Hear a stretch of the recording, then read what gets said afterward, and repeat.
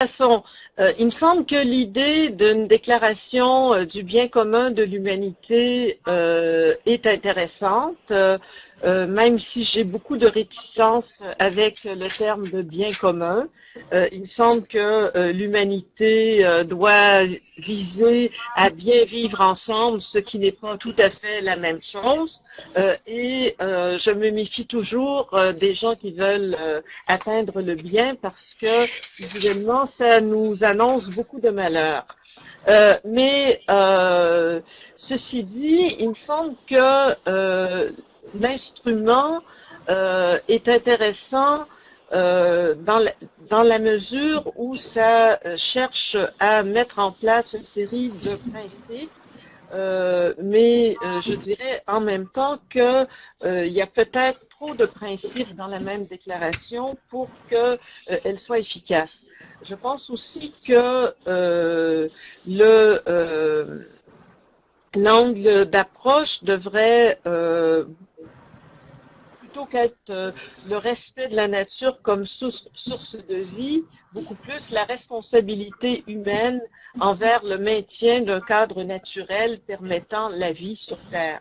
Ce qui me semble avoir deux avantages. Le premier, c'est bon, on sort pas de l'anthropocentrisme peut-être, mais on a quand même un sujet qui peut à qui on peut opposer des droits, qui peut aussi travailler ces droits-là comme acteur politique dans ces luttes, alors que je suis sceptique sur la possibilité de la terre, donc ou même des autres formes de vie à travailler ça. Et effectivement, c'est tout à fait intéressant d'inscrire cette déclaration dans les instruments dont on dispose au niveau du droit international, mais je voudrais quand même souligner un outil de taille au niveau de ces instruments-là, qui est la Convention pour l'élimination de la discrimination à l'encontre des femmes, qui n'est pas mentionnée dans les documents du droit international, ce qui explique peut-être d'ailleurs que les dispositions sur l'égalité entre les femmes et les hommes soient assez embryonnaires. La première partie de la déclaration, à part le bémol que j'ai mis, selon moi, ça devrait être la responsabilité humaine envers la nature comme source de vie, il me semble que c'est la partie qui pose le moins de problèmes au niveau principiel, dans la mesure où ça dit quand même que la vie humaine dépend d'un environnement physique et qu'il faut s'assurer cet environnement, la pérennité de cet environnement physique en ne laissant pas d'empreinte irréversible sur la nature, en préservant les droits d'usage et en garantissant une régénération de l'environnement naturel. La deuxième partie qui insiste sur le fait de privilégier la valeur d'usage sur la valeur d'échange dans le domaine économique. Évidemment, c'est une partie intéressante au niveau principiel, dans la mesure où ça rompt avec les principes dominants de l'économie capitaliste qui privilégie la valeur d'échange et qui privilégie l'accumulation infinie du capital. Mais en même temps, est-ce que privilégier la valeur d'échange implique un retour à des formes de vie qui sont essentiellement locales? Ça pose un certain nombre de problèmes, ça, lorsque on veut garantir l'accès à ces biens communs que représentent l'eau, l'air, la terre, en plus de l'alimentation, de l'habitat, puisque l'eau potable n'est pas répartie également à l'échelle de la planète et que donc une économie locale peut difficilement, par exemple, se préoccuper de l'accès universel à des éléments comme de l'eau de qualité, une alimentation de qualité variée, etc. Toute la question de la troisième section qui porte sur la généralisation de la démocratie et la démocratisation de l'ensemble des institutions est assez intéressante. Il semble qu'il y a quand même des manques. À l'article 10, on parle du droit des femmes à l'égalité.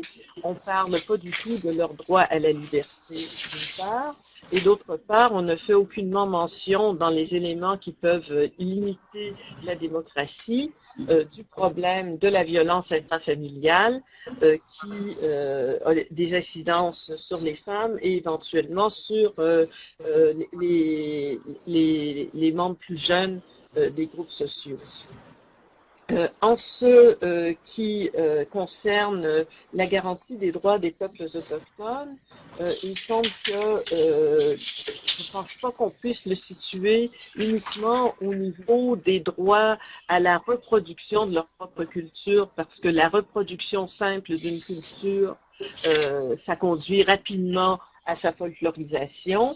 Il faut aussi reconnaître les droits à la transformation endogène de la culture de la part des groupes, et entre autres le droit des groupes brimés à l'intérieur de ces populations-là à contester les leaderships traditionnels et à transformer de l'intérieur leur propre culture. Et donc, ça implique donc un mode de communauté qui soit beaucoup plus inclusif et moins hiérarchique. En ce qui concerne la dernière section sur l'interculturalité, il me semble que le droit à l'épanouissement de toutes les cultures serait accru si on incluait l'obligation de la réciprocité, c'est-à-dire peuvent coexister et s'épanouir toutes les cultures qui garantissent aux autres cultures le droit à l'épanouissement, puisque s'il n'y a pas de réciprocité, on peut très facilement avoir des relations de domination qui s'instaurent entre les cultures. Et j'étais assez étonnée, surtout en regard de ce qui s'est passé au printemps dernier au Québec, de ne rien retrouver dans cette section-là sur le droit à l'éducation. Il me semble que c'est évident que c'est couvert par le pacte des droits relatifs aux droits sociaux, économiques et culturels, mais il me semble que ce serait bon de le rappeler. C'est un élément important au niveau de la préservation des cultures, l'accessibilité à l'éducation et une éducation de qualité. Donc, ça serait mes remarques préliminaires sur ça et je reviendrai éventuellement après avoir entendu les commentaires de tout le monde. Merci Diane. Étienne? Merci.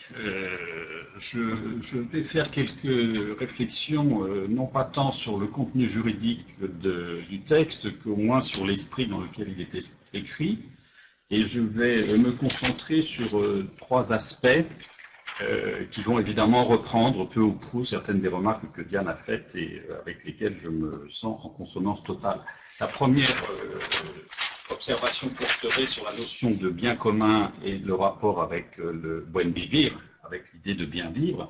La deuxième remarque porterait sur le rôle de la nature, la question des droits de la nature et surtout sur la place de la vie dans cette représentation de la nature. Et puis la troisième remarque, au fond, serait sur l'articulation entre la dimension écologique du bien commun de l'humanité et la dimension proprement politique. Alors, la première remarque tient à la chose suivante, c'est qu'au fond, le bien commun de l'humanité est défini comme étant, d'ailleurs il n'est pas défini, peut-être est-ce là le problème, il n'est pas rigoureusement défini, mais il est assimilé au bien vivre.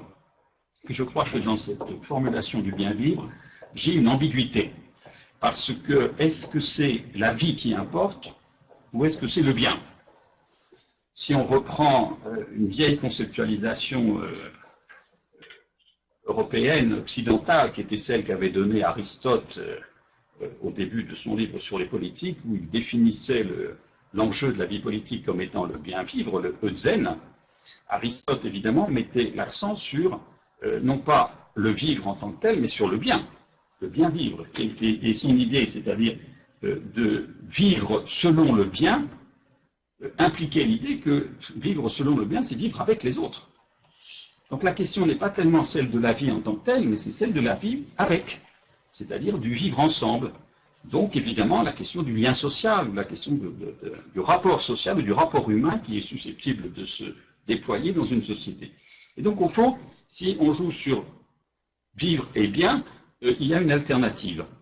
Ou bien on valorise la vie en tant que telle, le vivant, ou bien on valorise le vivre avec, on loge le bien dans le avec, dans le rapport social ou dans le lien humain. Et si on prend cette alternative-là, il me semble alors qu'elle entraîne deux conséquences. Parce que si on survalorise la vie, ce qui est, me semble-t-il, le principe de l'argument ici dans cette déclaration, si on survalorise la vie comme bien suprême, alors on risque de pouvoir, au fond, justifier tout ce qui serait attentatoire à la vie, y compris des choses pour lesquelles nous nous sommes battus et dans de longs combats, comme par exemple le droit à l'avortement. Et si on valorise l'autre dimension, c'est-à-dire celle de l'avec, celle du rapport social, à ce moment-là, on laisse entendre, au fond, que ce rapport est un rapport qui peut se jouer avec les autres, humains, avec les autres non humains, le vivant animal, le vivant végétal, voire même avec ce qui n'est pas vivant, c'est-à-dire le minéral, et donc en quelque sorte avec l'ensemble des éléments qui constituent ce qu'on appelle la nature. Mais cette ambiguïté-là, elle n'est pas levée, me semble-t-il, dans le texte, puisque quand après on regarde les différents articles, où il est question à ce moment-là des biens communs au pluriel, on a d'autres acceptions de l'idée de bien commun. Par exemple, au titre 2, l'article 9 évoque les biens communs au pluriel et dit que ces biens, ce sont l'alimentation, l'habitat, la santé, l'éducation, la communication. Et donc, évidemment, ici, on comprend que ce sont les rapports sociaux qui sont engagés dans cette affaire-là, c'est-à-dire les formes de la vie collective, ou si je peux dire, les modalités d'existence, et non pas la vie en tant que telle. Et donc, évidemment, ça implique des droits sociaux et des droits politiques qui sont d'une autre nature que les droits qui pourraient se déduire de la simple référence à la vie. Et de la même façon, d'ailleurs, il est fait allusion dans le même article aux services publics qui sont requis pour la protection des dits biens. On voit bien qu'au fond, la notion des biens telle qu'elle est entendue dans cet article-là renvoie précisément à une certaine idée de l'espace public et des institutions publiques sans lesquelles les biens resteraient inconsistants. Mais on trouve aussi d'autres définitions. Par exemple, dans l'article 13, le bien commun est présenté comme l'intérêt général, ou dans l'article 16, on comprend que le bien commun, c'est la pluriculturalité elle-même, la pluralité des cultures et la pluralité des nations. Et donc, si on prend l'ensemble de ces qualifications et qu'on les juxtapose, parce qu'elles sont ici présentées successivement, on voit bien qu'au fond, le texte, dans le contenu juridique, mobilise une autre idée que l'idée qui est présentée dans le préambule et qui est élaborée dans le premier titre sur les droits de la nature. C'est-à-dire comme si ce qui était quand même mis en avant, c'était le fait que ce qui est le plus précieux dans le contenu juridique, ce qui est le plus précieux, c'est au fond la relation des hommes les uns, des êtres humains les uns avec les autres, la relation qu'ils entretiennent avec le vivant en général, la relation qu'ils entretiennent avec la nature. Et donc, dans cette affaire, si c'est la relation qui importe et pas la vie, alors on peut immédiatement se poser, évidemment suggérer que la nature de cette relation est définie par le respect que l'on a de l'égalité, le respect que l'on a de la liberté, ou le respect peut-être que l'on a de ce que la devise républicaine française avait appelé la fraternité et qu'on peut appeler la solidarité. Ce qui est évidemment autre chose que la question de la vie. La deuxième remarque que je voulais faire, je ne veux pas être trop long, concerne alors du coup l'ambiguïté de cette référence à la nature et à la vie. Quand on regarde le préambule, moi j'ai été frappé par le fait qu'on y évoque la survie de l'humanité.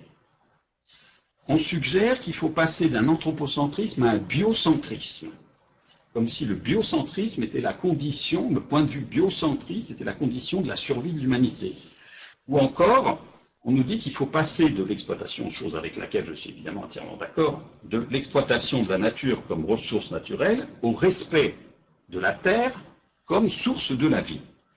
Et le texte mobilise la notion de terre-mère, sans doute reprise de la notion quechua de Pachamama qu'on trouvait dans la déclaration, dans la constitution de 2008 de l'Équateur. Bon. Et donc cette notion-là, de la terre-mère, la nature nourricière, source de vie, etc., recueille en quelque sorte les attendus du vivant et qui ne sont pas par eux-mêmes les attendus politiques de l'égalité, de la liberté que j'évoquais tout à l'heure. C'est pour ça qu'il y a, me semble-t-il, une sorte d'ambiguïté dans l'insistance qui est mise sur cette configuration de la nature. La difficulté, pour moi, je la formulerai de la façon suivante, c'est qu'au fond, il s'agit là d'une cosmovision, il s'agit là d'un concept général du monde, mais qui en réalité est un concept particulier à certaines expériences sociales ou à certains univers culturels. En tant que tel, évidemment, dans le texte, cette cosmovision, elle n'est pas philosophiquement fondée, et je crois qu'elle est surtout politiquement ambiguë. Au fond, c'est ça qui est le plus important, c'est pas l'inconsistance philosophique, c'est l'ambiguïté politique. Et à quoi tient cette ambiguïté? Peut-être à la chose suivante, c'est que comme cette mère nature est présentée dans le préambule et dans le titre 1 comme étant ce d'où le reste découle, alors évidemment, on a le sentiment qu'on nous demande d'adopter cette représentation-là, de souscrire à cette idée-là, comme si au fond elle avait une vertu principielle et dogmatique, et que c'était seulement à partir de là que les droits pouvaient se comprendre.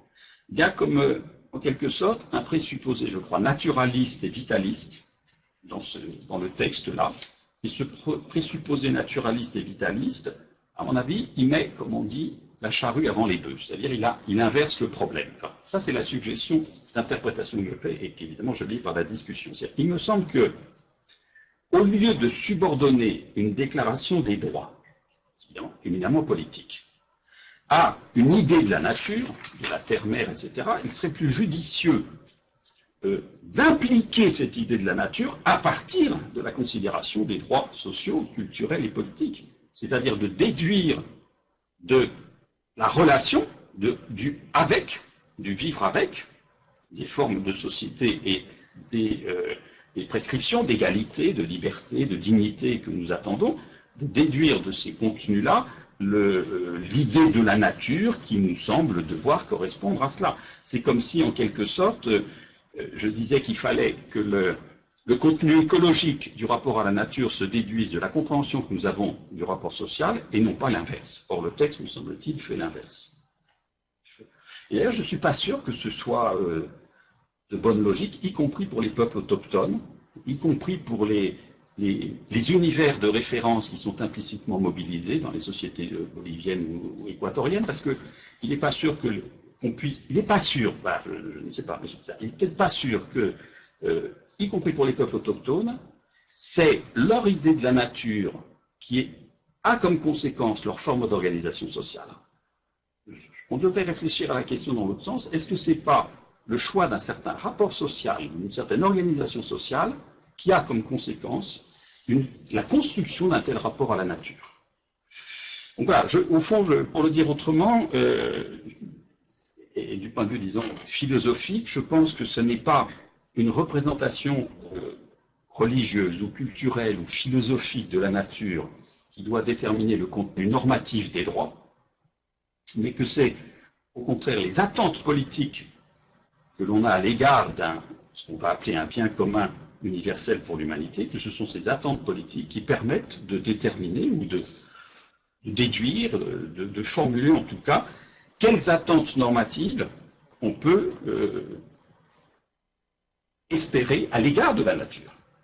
Pas simplement à l'égard de nos semblables, mais à l'égard de la nature. D'où ma troisième observation, puis je m'arrête là, c'est juste un élément de conclusion, c'est que, au fond, je me dis que si on fait abstraction du titre 1 sur les droits de la nature, en tant que tel, l'idée des droits de la nature ne nous gêne pas. Au contraire, je la pense assez heureuse et en tout cas suffisamment stimulante et provocatrice sur le plan juridique pour mériter d'être affichée politiquement. Mais si on fait abstraction de ce titre 1 et qu'on regarde les titres 2, 3 et 4, au fond, ce qu'on y trouve, c'est la chose suivante. Au titre 2, l'examen de la question économique, et c'est en réalité le problème du développement économique du capitalisme dans sa phase néolibérale qui produit les effets d'acosmisme ou d'altération ou de destruction de la nature comme ressource naturelle. Et donc, au fond, c'est du point de vue économique que se pose l'injonction écologique. C'est là qu'elle se déduit, me semble-t-il. Si on regarde, ça c'est le titre 2, si on regarde le titre 4, sur la pluriculturalité et l'interculturalité, alors là, on voit bien que la considération des peuples et des nations et des cultures, et du pluralisme, plutôt de la pluralité de ces peuples-là, s'accompagne d'une injonction que j'appellerais pour ma part une injonction écuménique, le dialogue interculturel. Et que le titre 3, lui, pose le problème politique, et que ce problème politique, il s'accompagne d'une injonction qu'on pourrait appeler une injonction cosmopolitique. C'est comme si, au fond, on avait les trois activités humaines en général, qui sont le travail, l'œuvre et l'action, comme a dit une philosophe que j'affectionne. Eh bien, si on imagine ces trois activités-là, elles s'accompagnent de trois injonctions qui sont écologiques, écuméniques et cosmopolitiques, et au fond, c'est ce que formulent, dans un autre ordre, les titres 2, 4 et 3 de cette déclaration. Donc, à mon avis, c'est par là qu'elle tient, qu'elle arrive au fond à fournir un substrat à la prétention de définition d'un bien commun universel. Nous remercierons donc Diane Lamoureux, professeure à l'Université Laval à Québec, Étienne Tassin, professeur à l'Université Paris 7 de Midi-Drô, mais en visite à l'Université d'Ottawa, ainsi que tous les participants à Tunis au Forum social mondial. Merci et bonne fin de journée. Bonne fin de journée.